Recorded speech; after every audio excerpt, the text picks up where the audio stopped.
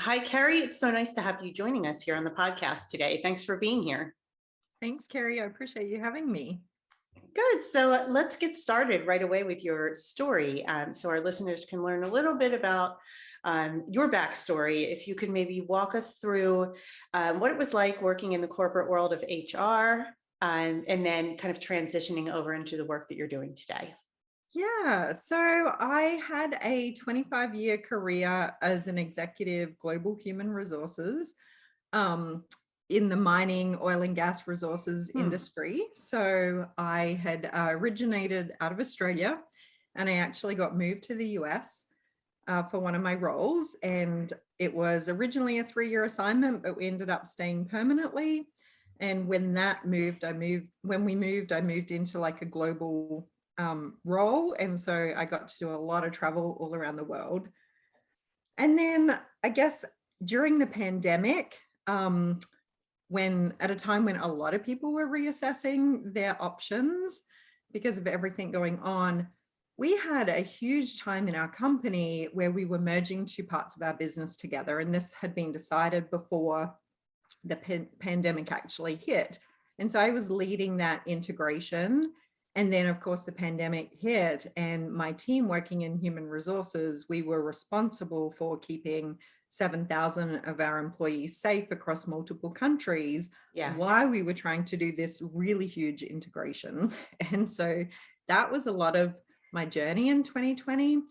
And I was working, 12, 14-hour days from home. It got to a point where I have two teenagers. I still never saw them. So even though I was working from home, we just had so much going on. I really went through that whole year where I never really saw them. And I think at some point it just hit me that they were only at home for a few more years.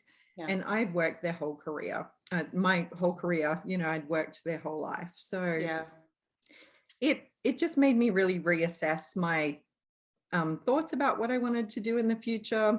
And I started thinking about in the future, if I looked back, what would I regret?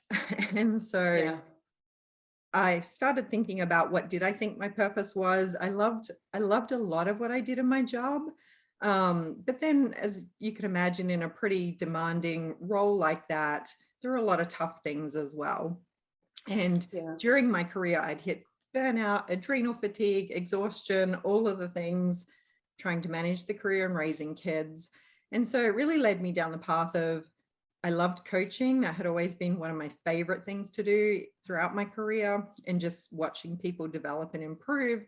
So it sort of led me down the path of now making a decision to really leave corporate and start my own coaching business. Yeah, and it's funny how our old worlds, because I can relate to that, but of course my industry was education. It really kind of moves seamlessly into what we end up doing in our new lives, right? When we shift and pivot, and HR is kind of a natural progression, right? To go from that to coaching, because in a sense, that's basically what you were doing to a lot of your career, I'm sure. Yeah, absolutely. And like you, I done learning and development throughout my roles, and that education piece had been pretty big earlier in my career as well, and something that I always enjoyed too.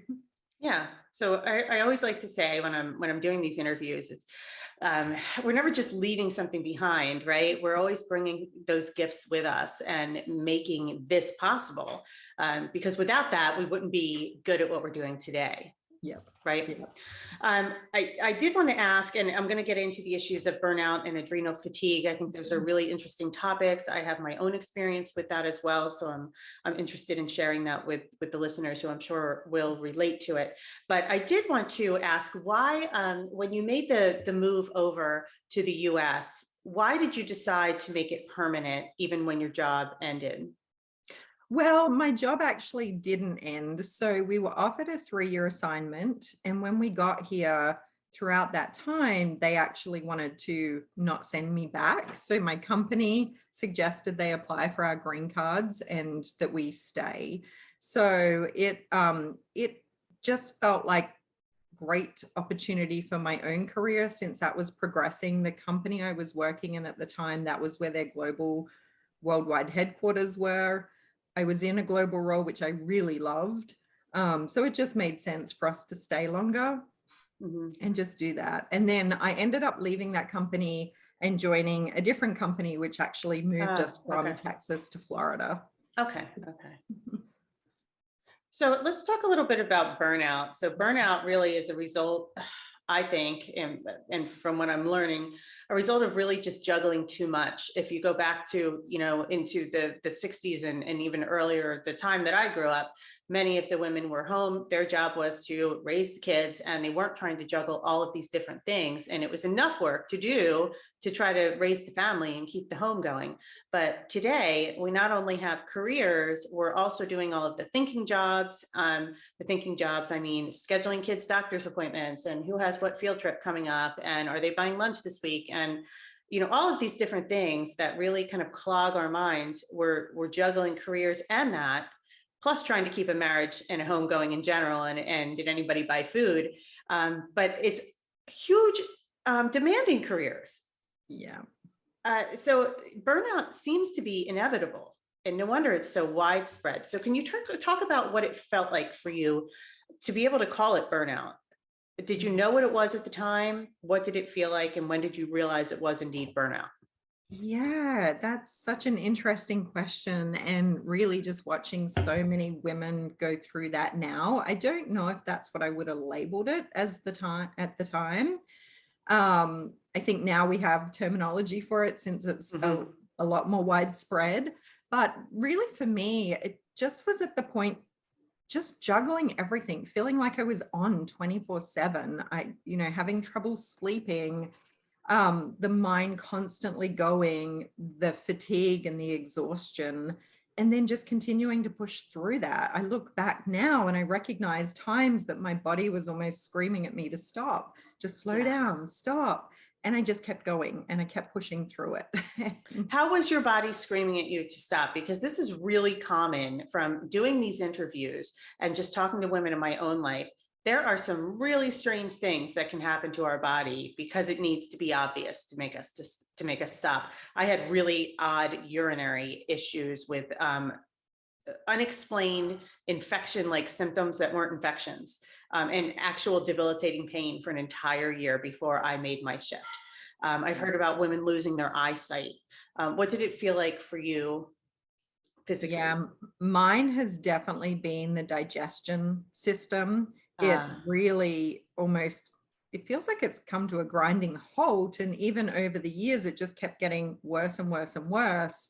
And so many food intolerances and food sensitivities keep coming up. And it's just more and more, which is a huge indication that something wrong. yeah, I suffered brain fog really badly too. So I went through periods where I literally felt like my memory was terrible. My brain was yeah. just foggy. I couldn't get clarity on anything.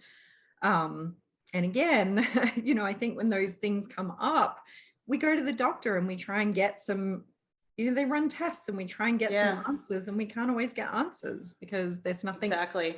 yeah, nothing And shows up that, there's nothing scarier than having this horrible sense of brain fog and feeling like you can't remember things when you're in a certain type of career. I can remember teaching university classes and training teachers and being a language teacher and forgetting words. yes. And I thought, I can't do this. I actually can't, I can't teach if I'm forgetting these Yeah. things. I mean, unbelievable. It's scary too. It really is. And particularly when you're in those type of roles and you don't feel like you can function at at the capacity that you're supposed to for that job. Mhm. Yep. So adrenal fatigue kind of goes along with this. I experienced adrenal fatigue. I didn't even know what it was at the time. I remember going to my endocrinologist for my regular blood work in the midst, probably right at the height of all of it. I remember it being December, Christmas coming, and that alone is enough to cause stress. But I was right in the middle of just getting ready to make a decision about switching my career path. And just feeling so tired and just thinking, well, this is what I feel like because I'm really busy. And blood work comes with my thyroid visits. And I remember her, she's a very like holistic type of doctor, a conventional doctor, but very holistic in the way she practices.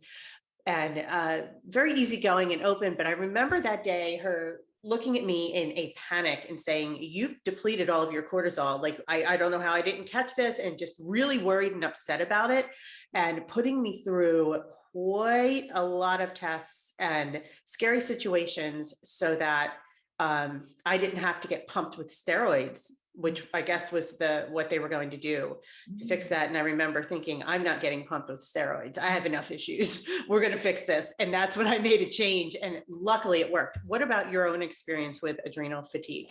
Yeah, so mine, I guess, was a little bit similar. I noticed something was really wrong when I was exhausted at different times of the day. So it would come to mid-afternoon. I literally felt like I could just lay down and have a nap on my desk at work. Yes. And then by the time I went to go to sleep at night, I was completely wired. I could not turn my brain off. And then I would wake up in the morning and it was like I had no sleep. I was just completely depleted. And I'd been speaking to a friend of mine, her husband had actually just been diagnosed with adrenal fatigue. And when she was telling me his symptoms, she's like, that sounds like what you're going through. So I went Yeah. and sourced a hormone doctor actually. Similar to your experience, she was very holistic, even though she was a, actual doctor. And so she ran a bunch of tests, but we did the adrenal fatigue test as well. And sure enough, it showed up that I did have that. And she had actually recommended some tablets. They're just called Calm. I think that they're actually now made for, Magnesium, maybe. yeah, I think Sure. they contain some magnesium Yeah. and some other things, and that really helps, I guess, settle your system. Yeah. And she had recommended some other natural approaches like use lavender oil. And so that got me into the essential oils. Yes. I Yes. still use it to this day. Try and meditate and just try and find those times to slow your mind down and get some self-care routine happening. Exactly. There's a reason I started. I started with essential oils too, and that's why I developed my whole business that I developed was around self-care. Due to scary times, and that's exactly what you have to do. Is you have to calm down to fix your adrenals, right? Yeah, I really feel when we're so busy and we're living from the place of the mind, we get so disconnected with our bodies, Mm-hmm. and it's just being able to reconnect back into our body. And even now to this day, I'll go and take nature walks and just really try and get out and just be mindful and present, because a lot of when I look back, I wasn't able to live in the present moment. Yeah, it's funny. Yesterday, I was experiencing a lot of just odd anxiety around just different business pressures and some personal things kind of colliding, I think, in the morning. And I thought, I could sit here like I would have done years past in this, stewing in it, making it worse, not getting any work done, and just ruining my day. But instead, my husband was laughing when I came home. He had gotten home from work early, and I had decided I'm putting on my running shoes, and I drove to the park, and I took a really long walk around. And then I walked into the woods, which contains all of these trails and creeks, and I just always feel better in there. And I said to myself, you're not leaving these woods until you have a different attitude. And when I got home, I looked like a drowned rat. I ran around those woods until I had twigs in my hair. And when I came out, I said, I feel like literally I'm emerging out of this and I feel so much better. And I did. I felt great. We can do all kinds of things to fix it. I love that story. And I love the example, because there are things now that I do when I get to that point, a similar point, sometimes in the afternoon when I am feeling tired. I've learned to listen to my body now. I'll actually lay down and do a guided meditation, which will really help me just relax and rest and also get some energy back. So I feel like now I can be more productive when I get up. It's worth taking that half an hour, 45 minutes to do that. In the past, I never in a million years would have considered doing that. I just would have kept pushing through, sitting at my desk saying, I need to get this done, and just really felt not productive, but then have felt guilty on top of that. Yeah, the guilt, right? And then today you realize, wait a second, I am my own boss, and I can tell myself to go calm down for a minute. Yes, It's definitely. okay. So let's talk about pressure. All of this relates to pressure. So you were in a really high-powered job. I'm sure financially there was a lot of pressure too, because that came along with it. High-powered jobs come with money. Not only that, you uprooted your family to an entirely different country. The pressure must have been immense for you. How did you deal with the pressure when finally deciding to make that change? And what support did you have around that decision? Yeah, so the pressure was definitely there. And a big part of that, which I realize now since making the change, when you, as you know, when you leave something like a corporate job and you suddenly have your own business, it brings up a lot. And Yeah. so you really have to look internal. I had realized that a lot of my self-worth had been tied to my job. And that's why I had pushed in my career and just kept wanting, I was very ambitious and really felt like I needed to keep proving myself because that's what I had tied my self-worth to.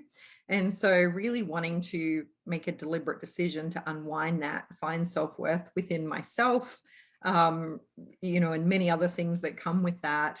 And I was very lucky. Obviously, my husband was supportive of me leaving that job as well. I can't say he was jumping over the moon about it, but at the same time, he knew that um, he could be supportive for me to really make this work. So I was very Yeah. lucky to have that support.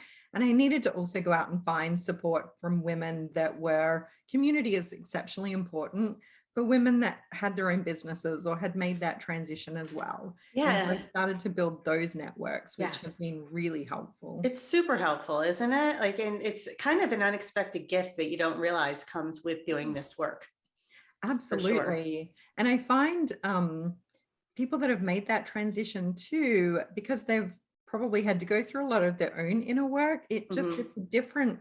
it's a different environment compared to the corporate setting. It You can is. make really good friends in the corporate setting, but there's also a bunch of different behaviors and toxicity, and it's not always so Mhm. supportive of women coming together and really, supporting each other. And so I think Yeah. that transition has been fantastic. As you said, it was such a pleasant surprise to know this support existed. Yeah. It's true. Now, did you have any temptations? I think it's a common theme that some of the women, when they're leaving these jobs, you kind of get pulled back in. It's scary to leave and to make that break 100%. Sometimes it's transition, and sometimes we get tempted back in with offers. I know, it's funny. You said your husband was supportive, but not jumping for joy. Of course, mine was the same way. I was in education, and I could have gotten like free college for all of my kids in the job that I had. Luckily, that all worked out in a different way, but it was a tough break to make. And I can remember being at the hairdresser one day and receiving a call from my boss, who I had kind of an interesting relationship with in terms of being pressured. And he offered me a really like a great administrative job when I was trying to leave. Yeah. And I just had a meltdown and went outside with my hair and all of it. I mean, you can see my hair now, you can imagine it, and all these foils standing on the sidewalk and bawling my eyes out to my husband. And he finally just said, you have to say no. You Yeah. have to say no. And that was it, you know.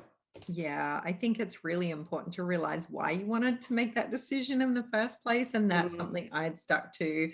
I had a similar experience. My company, they were very good because they knew I'd made up my mind.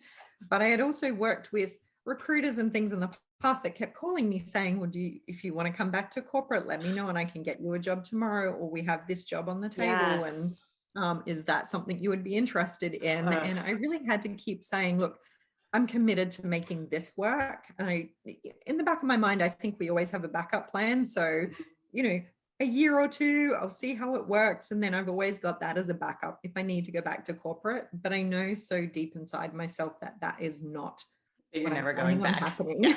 Yes, That you're never really exactly. going back. Yeah. Yeah. Yeah. I did the same. I never even unpacked my office. I left it there. I think it's still set up at the university as far as I know. And somebody's just working around. I left it there, but I walked out and never went back. Yeah. So let's, you had mentioned a couple of things, and I was looking at your bio and your website, and it kind of struck me. You mentioned people pleasing, and a lot of us have people pleasing tendencies, and it's really hard to work through that when it's something ingrained almost in your personality. How did you work through that? Yeah. So for me, it has been a lot of that inner work. It again, being able to, it's something I grew up with, not being able to say no, feeling like I wanted either everyone to like me or really wanted to please my bosses and the people above me. And so part of that journey has been to develop and build my own self-worth, really quiet my inner critic. And I had to find tools and resources. I'm now actually a board certified clinical hypnotherapist, but I've been using hypnotherapy for years myself. Oh my goodness. And that really helps because and this is part of what I do in my coaching, is focus on what are those limiting beliefs, like why are we falling into those behaviors, and what are the belief systems that sit down into our subconscious. We often aren't even aware of why they're there. And so really what it takes is to rewire that subconscious mind and to instill more empowering beliefs. And so that has been a big part of getting me out of the people-pleasing behavior and being really clear on what my goals and objectives are, and what I'm saying yes to. Is that going to help me get there? Because it's really hard to set boundaries. Yes, yes, that's a major question. Is this decision going to move me toward my purpose, my goal? And if it's not, you have to say no, right? Absolutely. Oh, that's so hard to do though. Interesting that you're a hypnotherapist. I just interviewed somebody and we talked about hypnotherapy, and I always believe in these signs happening. I talked to a friend just about something I was wanting to work through in my own life, who just tends to be a good person that we kind of work through each other with things. And she suggested doing that. You need to try hypnotherapy. Like you don't want to do a traditional therapist. That's not something that's probably going to work for you, but hypnotherapy probably would. And this is the third time in a week it's come up. So I'm convinced I need to go for it. It really is so effective. And I think people get scared of it because of the way Hollywood portrays it, or the stage hypnosis that are really just for entertainment. But it is no different to just being in a state of meditation. And obviously when you find a practitioner, you can feel at ease, and it just really such a pleasant experience. It's actually can be really enjoyable, but it's such an effective way just to help rewire that subconscious mind, because we have to move the conscious mind out of the way to get down into the subconscious. Yep, I completely agree. And I think it's a great thing. I'm actually making a note here to talk to you later about that. So you mentioned kind of reworking your own beliefs around yourself. And this kind of relates to how we think of success, right? My identity was wrapped up in my work. It certainly was. And when you leave that, you almost have to kind of grieve a part of yourself who you thought you were, right? And get rid of the labels, get rid of the expectations that people have placed upon us, that we've allowed that to happen throughout our lives, whether it's family members. Like for me, my father, kind of being high up in education, I was always trying to fulfill that role myself, and with perfectionist tendencies, that doesn't make it easier. How did you work through or redefine your own well, I guess you kind of answered how you have done it, but how would you suggest someone else do that if they're struggling with their own identity? How would you coach a woman to redefine what success is to her? Yeah, so I don't know whether you've ever heard of a tool called human design, but I do use that as part of my coaching. Yeah. And I think that is really effective. It's, like a personality profiling tool, but on steroids, because it really takes it down to how our energy naturally works, how we get conditioned by people, where we're likely to get conditioned, but what our natural gifts and strengths are, how we should naturally make decisions. So it gives us so much rich information to show us who are we actually here to be. And then you can start looking at, well, who have I become instead because of what everyone else has expected of me, because of, whatever it is, all that conditioning that we pick up. And then it also helps define what is, it helps people realize what their passion and their purpose is, to get them back into alignment with following that. Because part of the, I guess, redefining success is figuring out, what is fulfilling to me.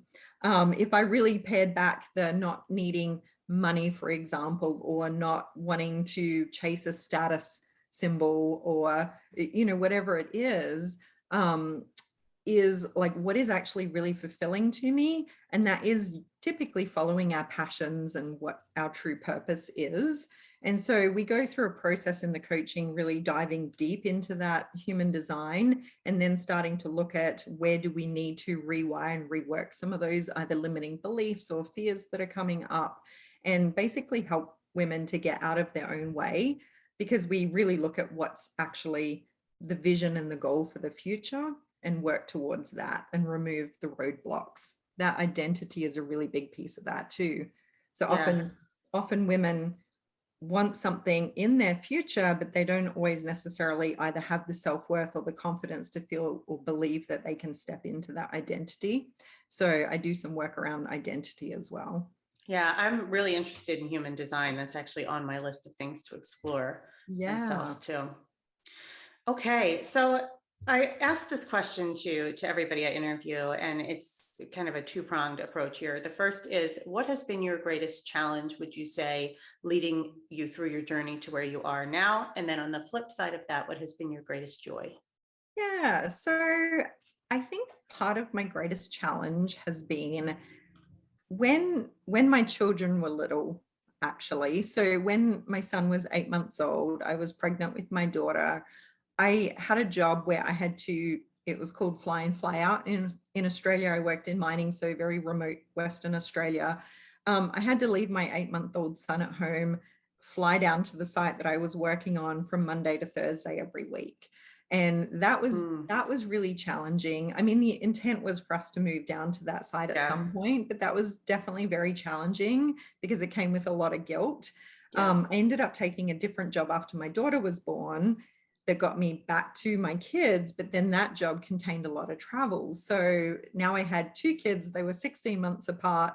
I was traveling all the time, literally feeding my daughter and pumping, yeah. pumping the milk and having to dump it as well. So that eventually became too much. So I look back on those times, and that was just a struggle to get through, and just definitely a challenge, because that's not what I envisioned when I thought about having kids. But I kept telling myself, I've made a decision to have a career while having kids. Hmm. So I felt like I had to do all of that. Yeah, and it's so hard. We're told you can have both, you can have both, but in reality, um, you can only understand that if you've gone through it. Yeah. The way you've described, like having to pump and dump. I can remember being in a bathroom in my classroom trying to pump when I was working in the schools. And I thought, this is just nuts that we have to do this. Totally. Yeah. All right. um, and then my greatest Yeah. joy, I think, is now it really has been having that time with my kids, because I realize um, that they are only at home for a few more years. And Hmm. now I've been able to be at home. And yes, I am getting a business up and running, but so much more flexibility than I've ever Yes. had in the past. And even 6 months after, my daughter said to me, I really like what you're doing now compared to what you were doing before. And I Yeah. said, oh, that's so sweet. Like, why? And she's like, well, you're just here when I need you, or you're always Hmm. here now. And so that was just a really just heart filling, It and is. a big part of the reason why I made the decision to do what I'm doing now. So Yeah. And they see that, they see what you're doing now. I was always so shocked, and still am, to see that my husband and my kids seem to be like, they kind of light up around the work that I'm doing now. And I thought, well, what about all of that work I did all of those years? I was working so hard. Nobody's eyes were lighting up then, but they see this, and it makes you more of a role model now, and another unexpected gift, right? absolutely. And I love that too, because that's such a good point. Now I'm driven by wanting to be a role model for my kids, so they don't feel that they have to only have one path to go down. Hmm. And I'm not saying working for a company is a bad thing at all, because plenty of Sure. people will continue their careers in a company, but I do think that they now can see different options. Sure, because it can be anything, right? It can be anything in Exactly. life that you want to change, there are always options. Yes, Yeah. exactly. Hmm. So, two more questions. The first one is, what advice would you give to someone, a woman who is, maybe she's listening to this and thinking, well, I kind of feel like that. I'm starting to just feel not right it feels like things are falling apart. Maybe she feels like she's having a midlife crisis, and ultimately what it is probably burnout setting in. What would you say is a step that she could take right now to try to feel better and address it? Very first thing is look at where you can build some self-care in. And I know a lot of women think that they don't have time for this, but that was even my first step is I changed my morning routine. And instead of listening to the news in the morning while I was getting ready for work, I would get up a little bit earlier than my family. So I had some time on my own. I would actually find either podcasts or content that I found more inspiring and empowering. I'd started to meditate at that point. So, and it doesn't need to be an hour's worth of meditation. Like literally, I started with 5 minutes of just sitting in meditation, and that was huge in the shift. So I built this really nice morning routine that helped me start my day in a much better place than ever before. And it could just be 15 minutes if somebody wants to get up 15 minutes earlier than their family and just take that time for themselves. But I do think finding those moments of self-care where you are prioritizing yourself is really important. Yeah, that's excellent advice. And I've heard that described as different things, and ultimately you're creating space. You have to create space for it in your day. And for me, I actually block it in on Fridays, and part of my self-care is my writing that I do. That's for me, and I cancel everything in the morning. It can be, just taking a bath. It can be lighting an intention candle. It can be so many different things, but we have to create this space for it. Yeah, absolutely. And that's actually a really good point too, because the other piece of advice, that living with intentionality, is huge and really gets you thinking about how you want to show up. Because I think when we get to that point, we're really just going through the motions and almost operating on autopilot. And so getting back to being intentional about how do I want to show up in front of my children, or how do I want to show up in my next meeting, and almost making a shift between activities and being intentional about how you want to set your day up or what you want to create in your day is also a big part of, I think, getting back to getting off autopilot. True, true. Well, my last question is, are there any books you might recommend around burnout, or really any of the topics that we've talked about today? Yeah, so I think one of the books, and it's not necessarily on burnout, but it's just a really good book to start looking at the patterns that we create in our life, is called How to Do the Work by Dr. Nicole LaPera. And she's known as the holistic psychologist. And so that really helps us recognize the patterns.